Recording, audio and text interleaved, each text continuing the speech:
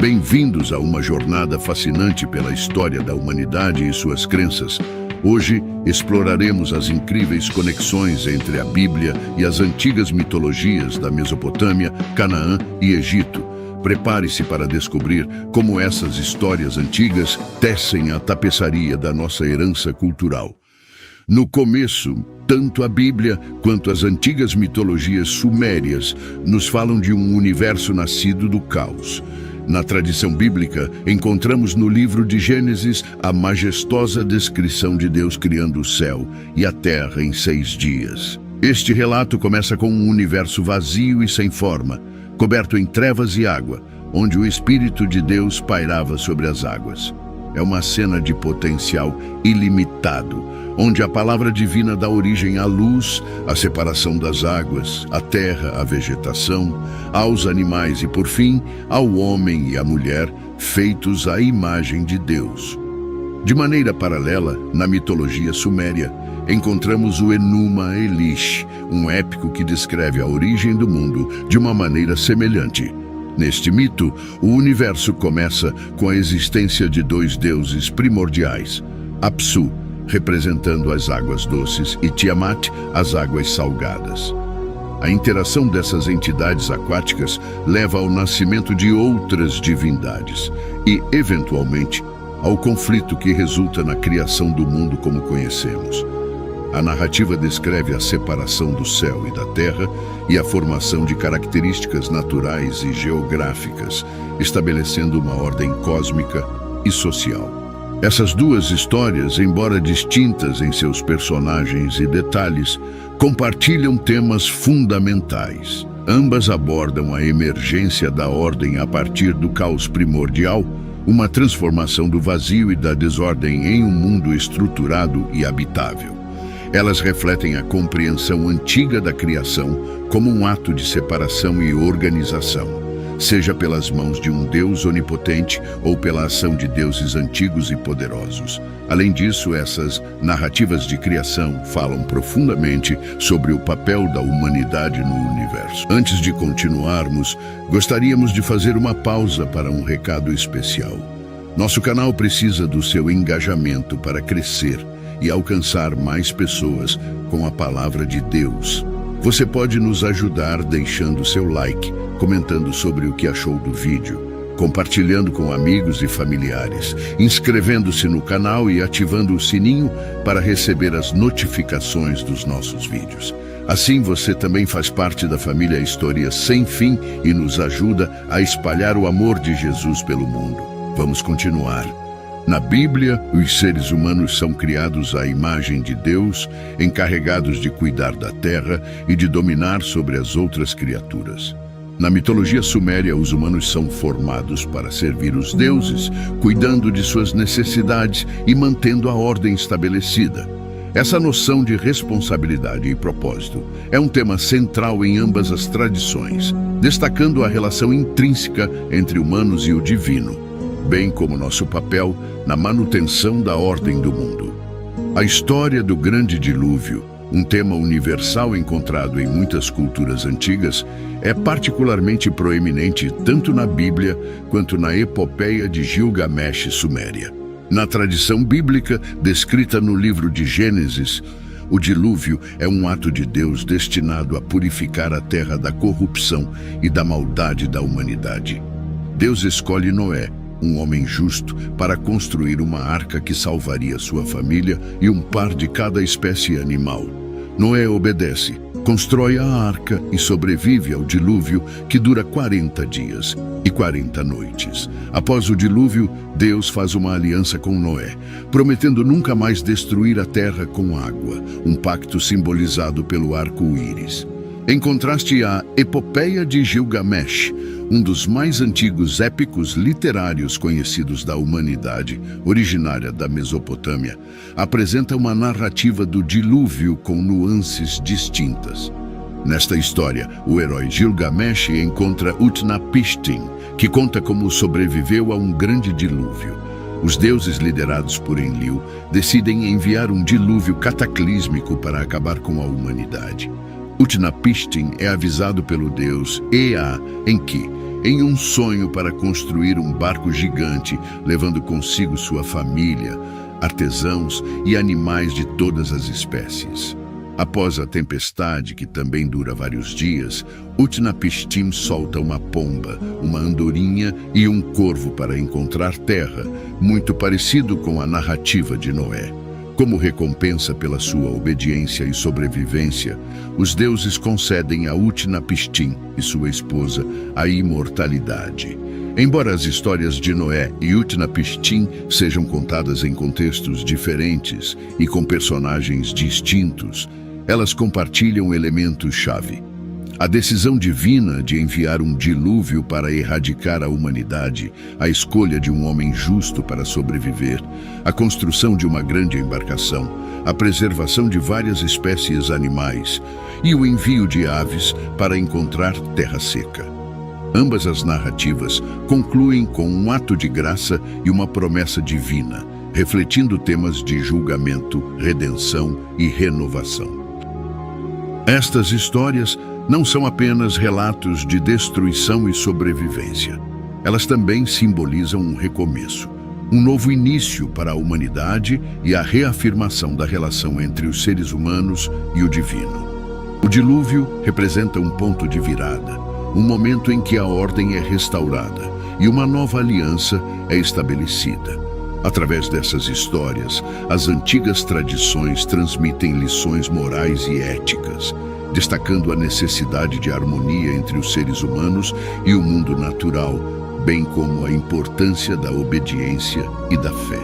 A interseção entre a lei antiga e a moralidade é um aspecto fascinante das sociedades antigas, especialmente quando examinamos as conexões entre o Código Sumério de Ur-Nammu e as leis apresentadas nos livros bíblicos de Êxodo, Levítico e Deuteronômio.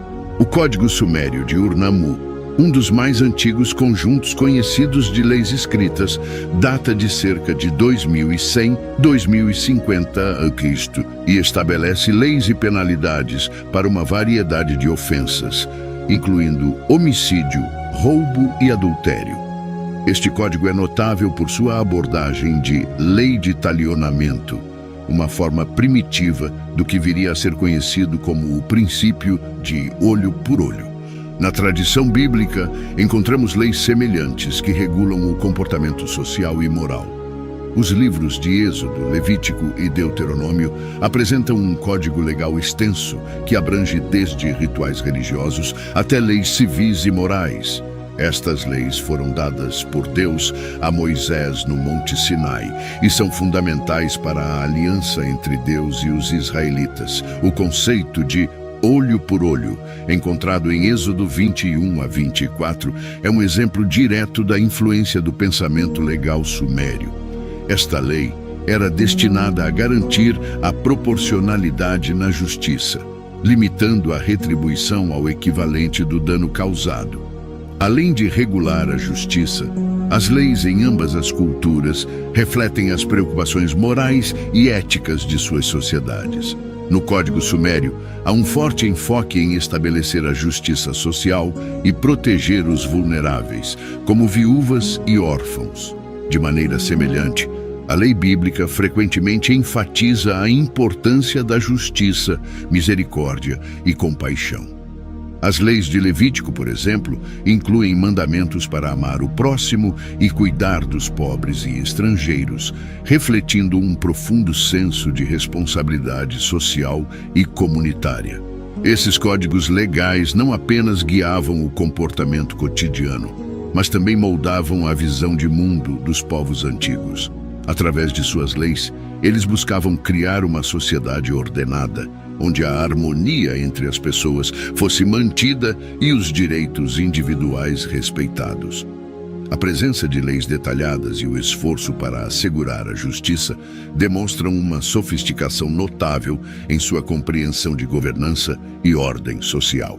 Portanto, ao olhar para o Código de Ur-Nammu e as leis bíblicas, vemos não apenas um conjunto de regras, mas um reflexo dos valores, crenças e estruturas sociais dessas culturas antigas. A legislação, em suas muitas formas, serviu como um pilar fundamental para a construção de sociedades justas e morais, influenciando profundamente a forma como as pessoas viviam, interagiam e compreendiam seu lugar no mundo. A influência das culturas cananeia e egípcia na Bíblia é um exemplo fascinante de como as tradições religiosas e culturais se entrelaçam ao longo da história. Começando com a Canaã, uma região historicamente rica e diversa, encontramos influências profundas nas narrativas e práticas religiosas israelitas. Os cananeus, com seu panteão de deuses e deusas, tiveram um impacto significativo nas crenças e tradições que foram eventualmente incorporadas na Bíblia hebraica. Um exemplo notável é o ciclo de Baal de Ugarit, uma coleção de textos que descrevem o deus cananeu Baal. Estes textos revelam semelhanças notáveis com os salmos bíblicos, tanto em estrutura quanto em tema, como a celebração da vitória de Baal sobre o caos e a morte, temas que ecoam nas descrições de Yahweh nos salmos. Além disso, a mitologia cananeia forneceu um rico vocabulário simbólico que foi adaptado na literatura bíblica. Por exemplo, a figura de El, o Deus Supremo cananeu, compartilha semelhanças com a representação de Deus na Bíblia.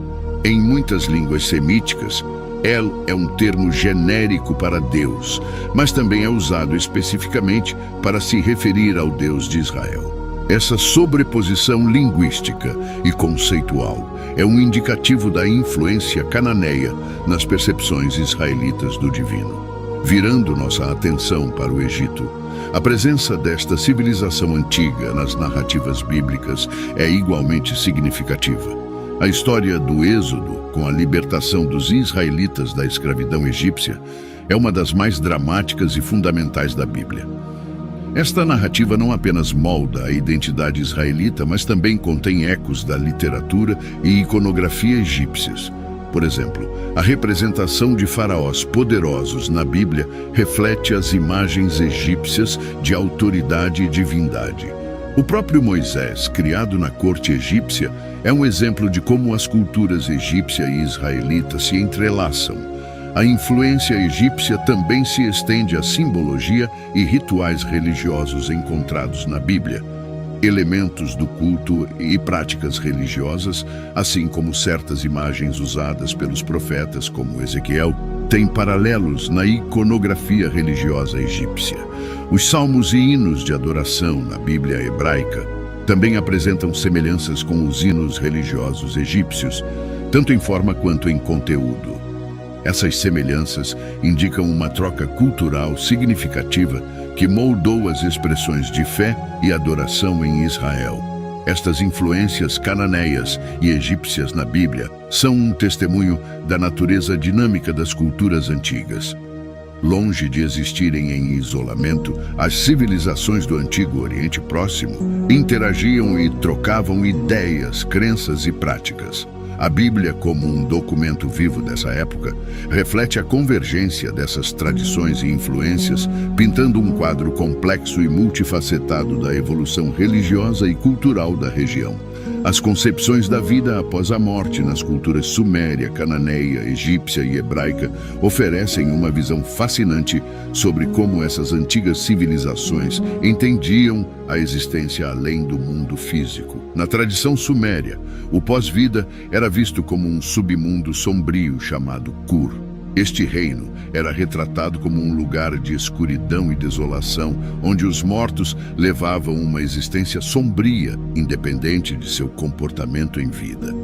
Essa visão contrasta com a crença hebraica em Sheol, descrita em várias passagens da Bíblia hebraica. Sheol era também imaginado como um lugar subterrâneo, mas não necessariamente um lugar de punição ou recompensa. Era mais uma morada para todos os mortos, um local de esquecimento e escuridão, onde a distinção entre justo e ímpio se desvanecia. Por outro lado, a mitologia cananeia apresentava uma visão do pós-vida, que também centrava em um submundo, mas com características e deidades específicas. Os textos de Ugarit, por exemplo, descrevem o deus Morte, associado à morte e ao submundo, e suas interações com outras divindades cananeias. Essas narrativas sugerem um lugar de maior atividade e interação entre os mortos e o divino, embora ainda envolto em mistério e temor. A concepção egípcia da vida após a morte era, talvez, a mais elaborada entre estas culturas. Os egípcios acreditavam em um pós-vida bastante ativo, onde os mortos poderiam viver uma existência semelhante à vida terrena, mas em um plano espiritual. Este lugar, conhecido como o Campo dos Juncos, era um reino idílico, onde as almas, após serem julgadas dignas, poderiam continuar suas atividades e prazeres terrenos. Esse julgamento envolvia a famosa cena da pesagem do coração, onde o coração do falecido era pesado contra a pena da verdade. Se o coração fosse mais leve ou igual à pena, a alma era considerada justa e permitida no pós-vida. Se fosse mais pesado, seria devorado por uma criatura terrível, significando a destruição total da alma. Em comparação, o judaísmo desenvolveu ao longo do tempo uma visão mais elaborada da vida após a morte, especialmente durante e após o período do Segundo Templo. Conceitos como a ressurreição dos mortos e um julgamento final começaram a ganhar importância, refletindo uma evolução nas crenças sobre o destino eterno das almas. Essas ideias são mais exploradas nos textos apócrifos e na literatura rabínica posterior, contrastando com as noções mais antigas de Sheol. Essas diversas visões da vida após a morte refletem as variadas formas pelas quais as culturas antigas procuravam dar sentido à existência humana e ao mistério da morte. Cada tradição oferece um reflexo de suas crenças e valores, seja através da sombria resignação do submundo sumério, do esquecimento tranquilo do Sheol hebraico, das complexas interações do pós-vida cananeu ou da busca por justiça e perpetuação no além egípcio. Esta jornada pelas origens da Bíblia revela um mosaico de influências e narrativas compartilhadas. Histórias de criação, dilúvio, leis e vida após a morte ilustram a interconexão entre diferentes culturas e crenças. Ao explorar essas histórias antigas, descobrimos a riqueza de nossa herança coletiva e a natureza intemporal da busca humana por compreensão e conexão. Obrigado por nos acompanhar nesta exploração das raízes da Bíblia. Esperamos que tenha se inspirado a olhar para estas histórias antigas sob uma nova luz. Não se esqueça de se inscrever para mais descobertas fascinantes sobre nossa história e crenças.